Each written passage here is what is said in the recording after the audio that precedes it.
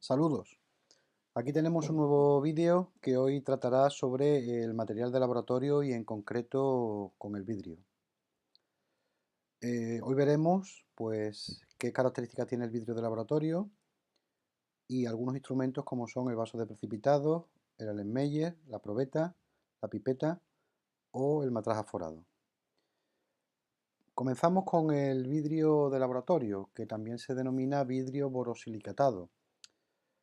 Bueno, casi la totalidad del instrumental de vidrio que podemos encontrar en un laboratorio, pues no está fabricado con vidrio común, sino que está fabricado en este material y que fue descubierto por un artesano del vidrio en el siglo XIX llamado Otto Schott. Y hoy en día, pues el vidrio pues lleva esa denominación impresa en su superficie.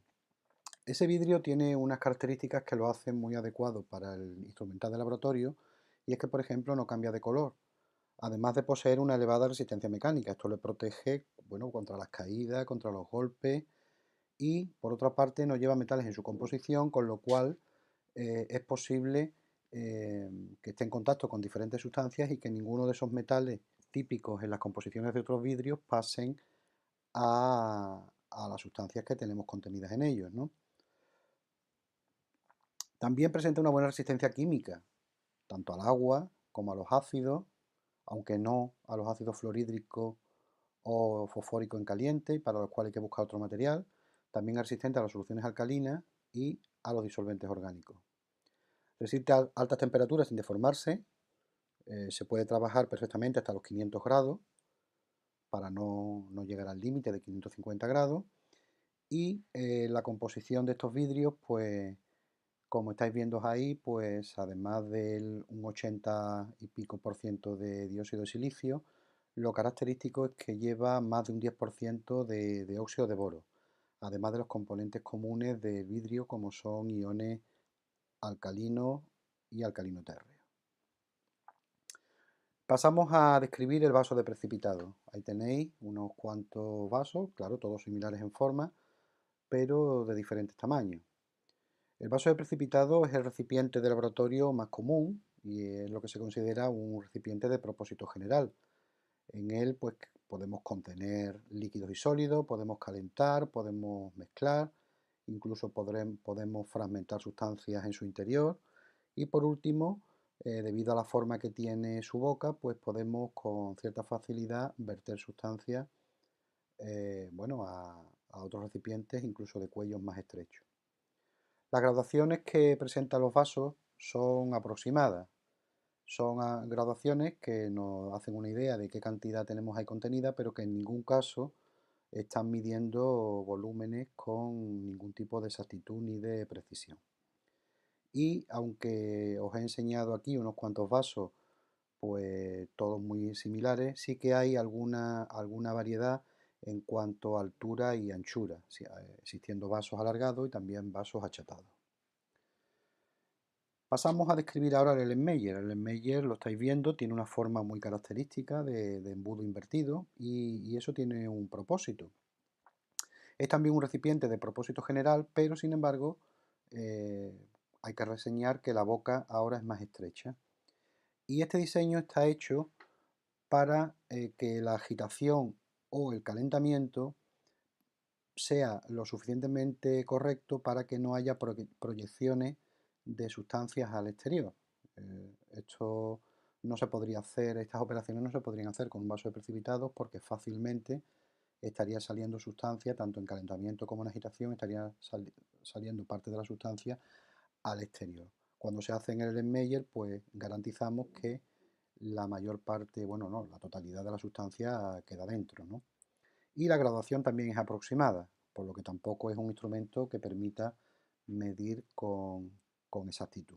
Simplemente estamos teniendo una idea aproximada de la cantidad de sustancia que tenemos ahí dentro.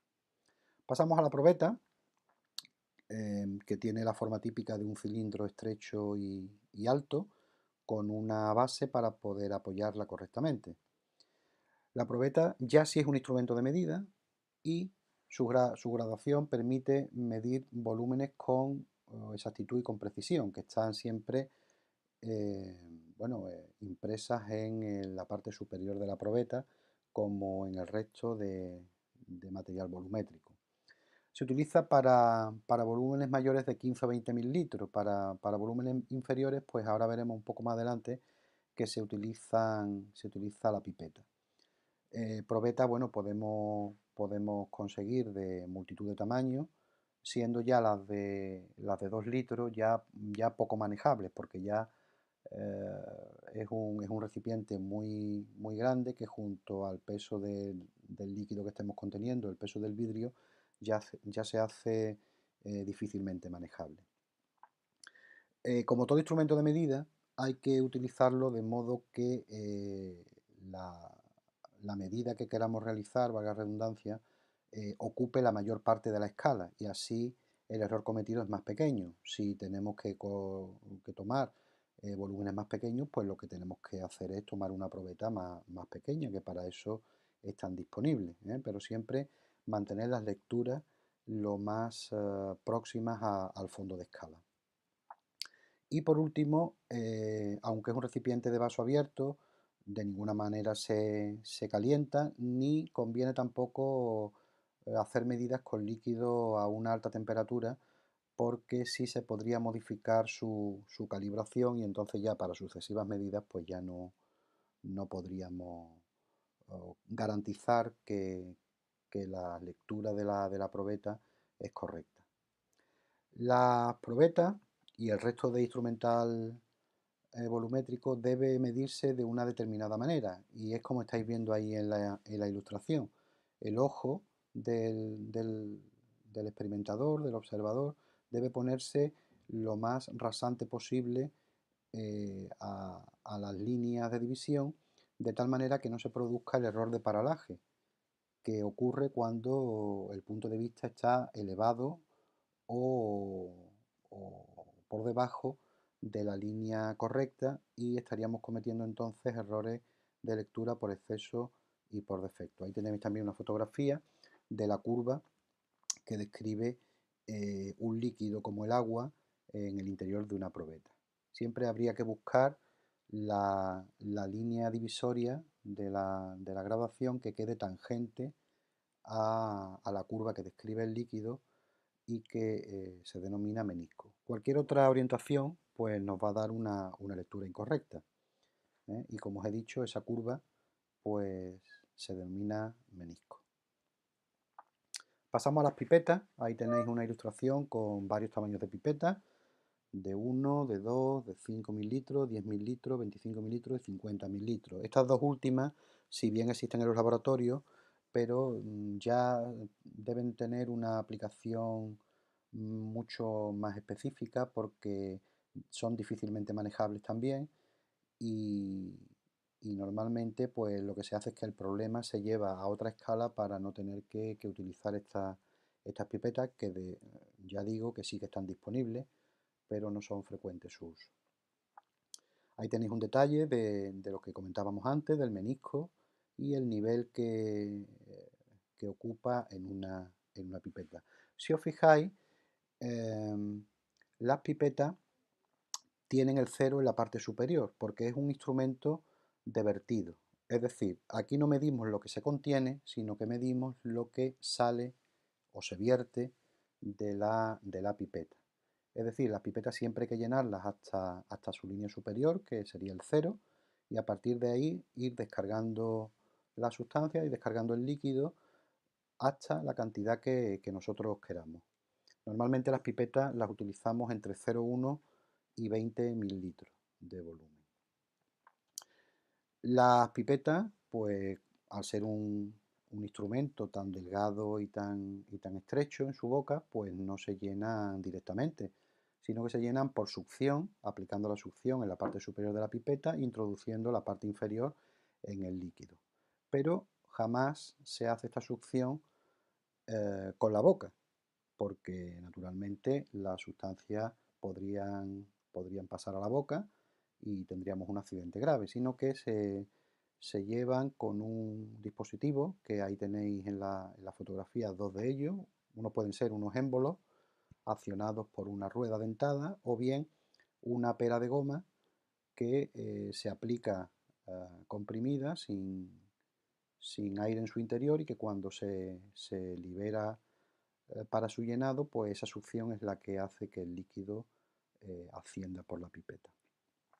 Cuando la pipeta hay que descargarla en su totalidad, pues también es un error común pues soplarla o sacudirla o apoyar en las paredes. Esto no debe hacerse en ningún caso porque esa cantidad de líquido que queda en la punta de la pipeta está ya contemplada en la calibración, sino que lo único que hay que hacer es dejar que el líquido baje tranquilamente a su ritmo por, por la superficie de la pipeta y en el momento en que ya no descargue nada más, pues la retiramos y hemos terminado la medida del volumen.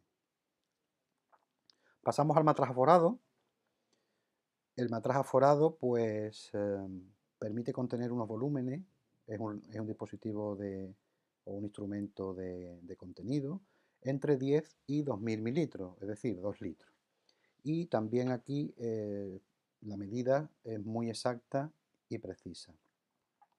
Su uso fundamental es para completar con el disolvente las disoluciones que estamos preparando. En toda disolución se pondrá una cantidad no demasiado grande de un componente activo, lo que denominamos un soluto, y habrá que completar ese soluto con el disolvente que se trate. La mayoría de las veces agua, pero no siempre es agua, puede ser alcoholes, pueden ser cualquier otro líquido orgánico.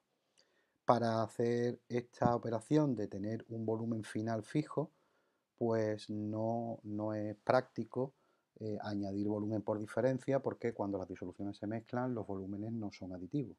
Entonces lo que hay que disponer es de un recipiente final con volumen final conocido y llevar el volumen de nuestra disolución hasta ese límite conocido. Pues esto ha sido todo. Gracias por vuestra atención y nos vemos en el próximo vídeo.